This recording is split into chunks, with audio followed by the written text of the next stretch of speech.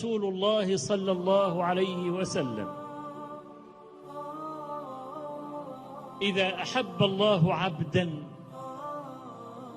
نادى جبريل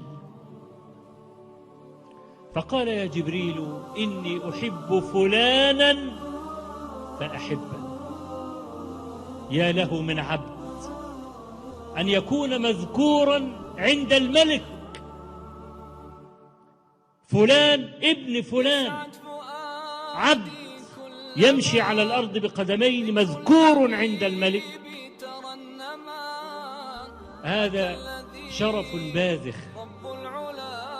يا جبريل إني أحب فلانا فأحبه، فيحبه جبريل، ثم يناجي جبريل عليه السلام في أهل السماء: إن الله يحب فلان ابن فلان فأحبوه.